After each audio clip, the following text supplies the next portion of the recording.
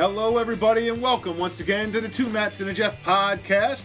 We're just some middle-aged guys talking sports. I'm Matt Moyer, along with Jeff Moyer and Matt Bannon, and today's topic is all-time great NFL wide receivers. So we independently made our lists and got them together. However, we have a little difference here today in that when we were talking about doing this topic, we pretty much all agreed, not pretty much, we did agree that there's one guy who's number one on the list, and we're going to start by telling you who that is and then go through the rest of the list. And if you don't know, well, you're probably not a football fan, which is the number one wide receiver of all time by a wide margin is Jerry Rice.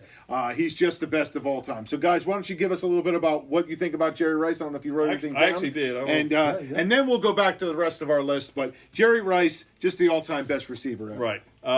Jerry Rice, if you don't know, the main team was the 49ers. Yes, he played for the Raiders and the Seahawks. But yes, I mean, I wrote the word dominant. He was a dominant wide receiver. And to think that he actually came from a small college, too. Yeah, Mississippi Valley State, which you don't even know you're right now. But anyway, so 13 Pro Bowls, 10 All-Pros, obviously a Hall of Famer. I don't want to take anybody else's thunder here, but yeah, he has. Say it all. Say it all. Yeah. He has 197 touchdowns. He was a 3-time Super Bowl winner, 1-time MVP of the Super Bowl, caught for over 22,800 some yards, led the league in receptions and touchdowns 6 different times, all-time leader in receptions and in touchdowns.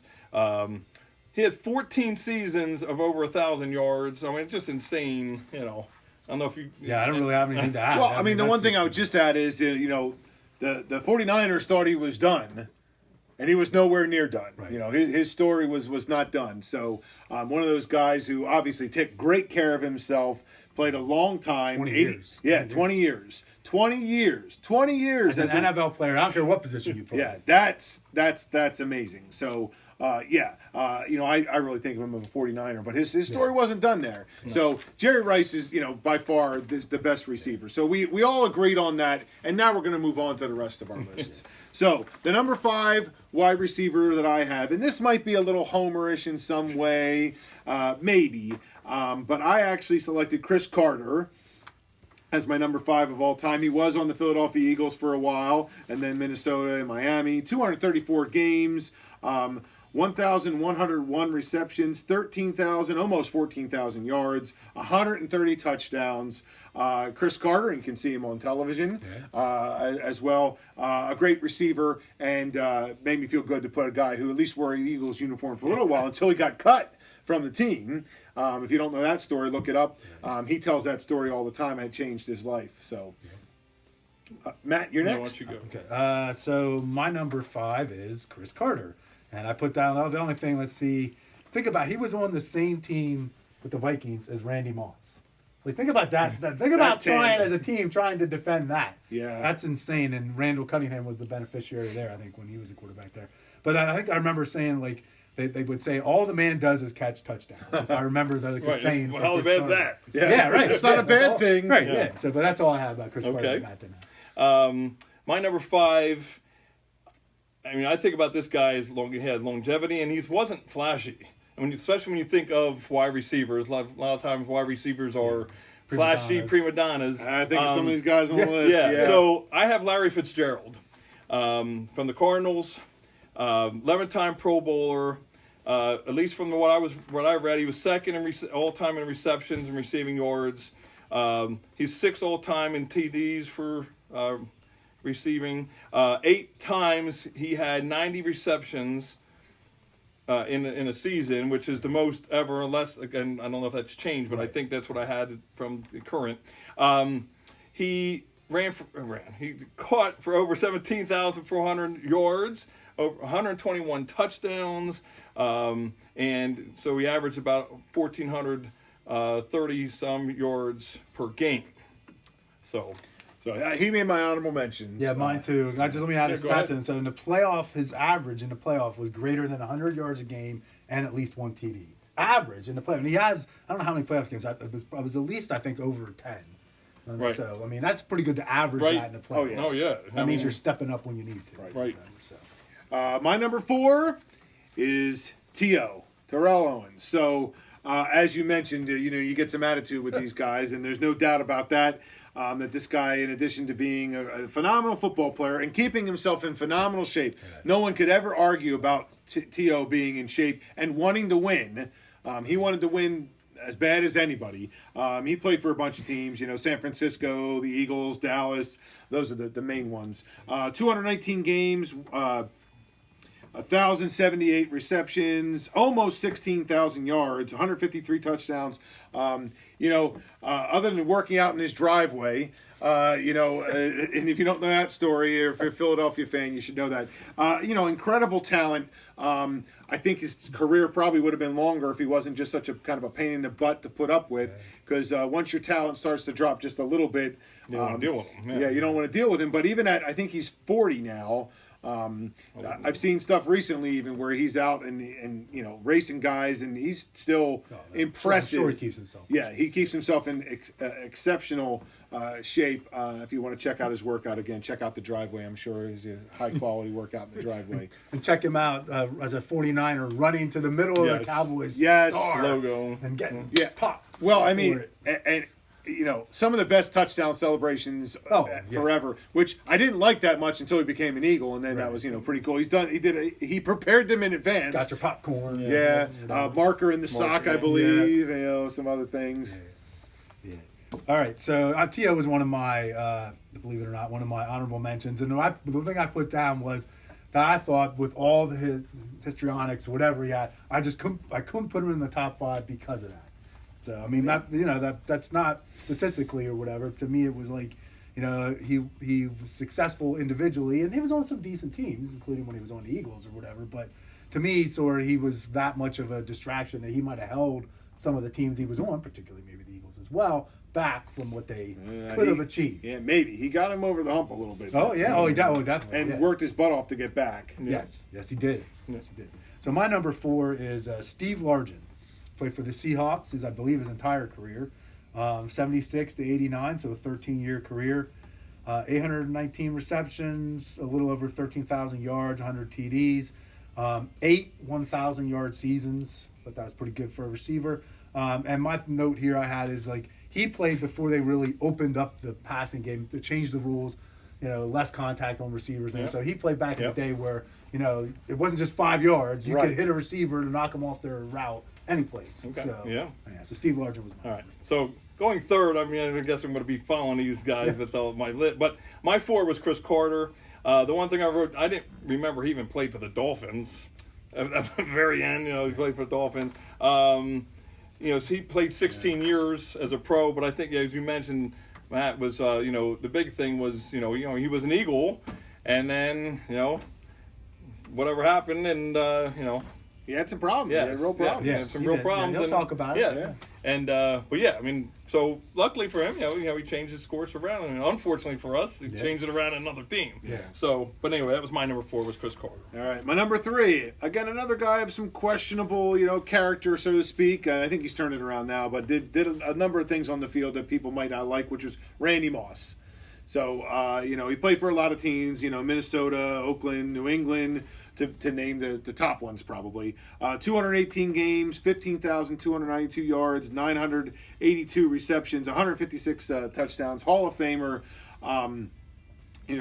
I have him above T.O. I think he's a little bit, just slightly maybe better, slightly less of a headache to deal with, maybe a little bit more than slightly. But Randy Moss, just another great receiver who I don't particularly like. He played on a lot of teams I don't like. There's a time in New England as well, but you can't deny the skill and the talent that he had.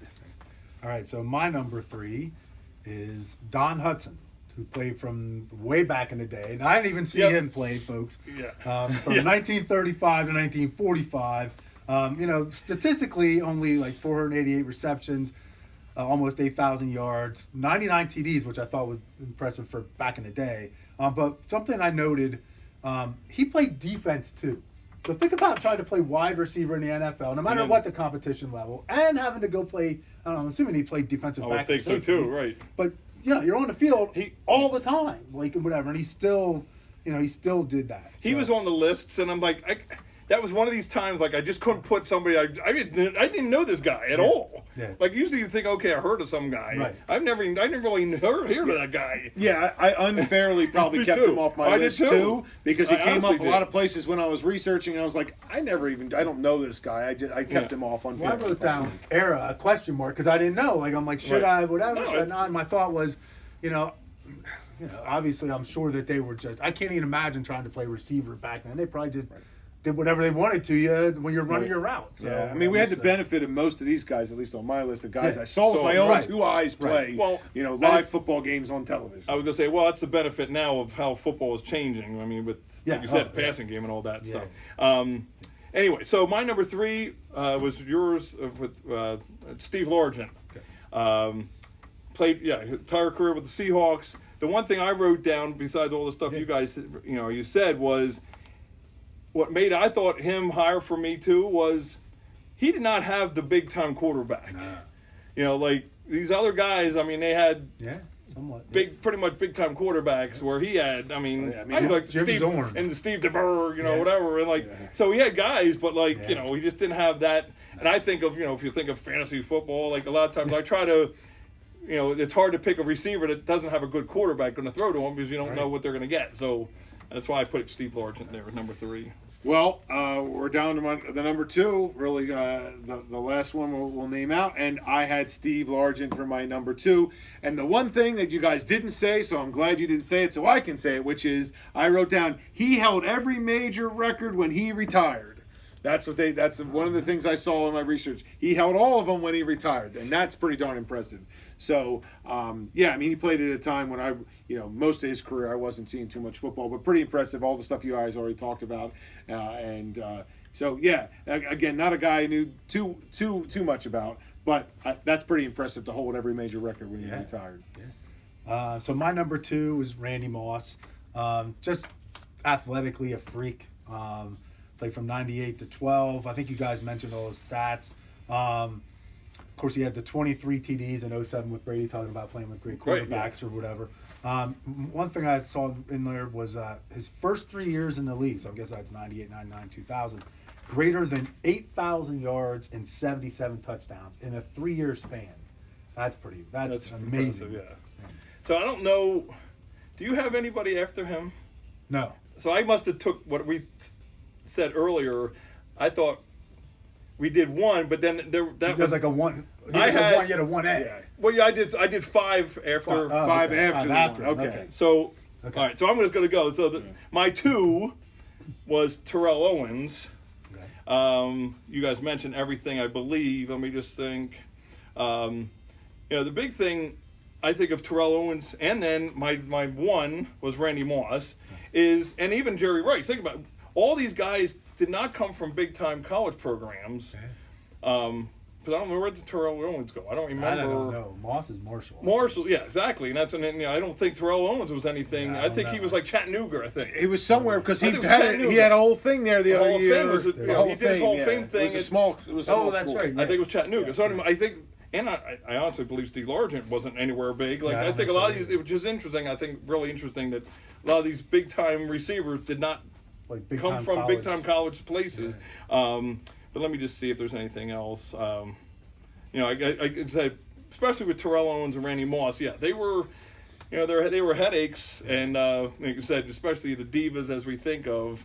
But I think Randy Moss was just a little bit, for me, a little bit better, but also a little bit less of a headache, Right. Than Terrell Owens.